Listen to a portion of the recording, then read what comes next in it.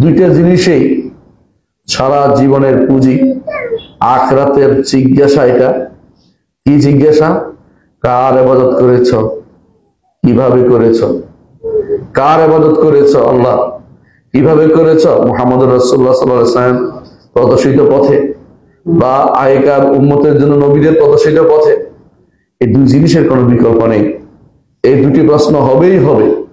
এই দুটি প্রশ্নের জন্য এখনই প্রস্তুতি নিন প্রতিটি কাজের সময়, যে আসলে কি এটা আমি যেটা করছি আল্লাহর জন্য করছি কিনা, না লোক দেখানোর জন্য করছি।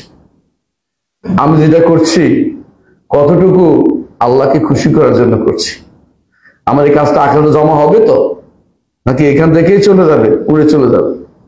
আর আমি যা করছি কাকে অনুসরণ করে করছি?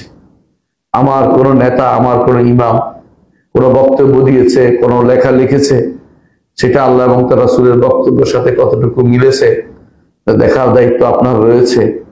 অন্ধ হইতে পারেন না। অন্ধ হয়ে চললেই আপনার মুক্তি পাবেন আশা করতে পারবেন না। আপনার সে সুযোগ রয়েছে জানা। যেখানে জানার সুযোগ নেই সেটা আলাদা কথা, জানার সুযোগ আছে, সত্য মানার সুযোগ আছে। আপনি এখন যে কোনো জিনিস সার্চ দেন, ভালো কিছু বেরিয়ে আসবে। এমনকি যদি কোনো আর্টিফিশিয়াল ইন্টেলিজেন্সকে বলেন, সেও আপনাকে একটা ভালো তথ্য দিবে। তারাও সাধারণত ভুল তথ্য কম দিচ্ছে এখন, কারণ তারাও কোরআন হাদিস তারা দুই চার্চের মধ্যে রয়েছে তাদের।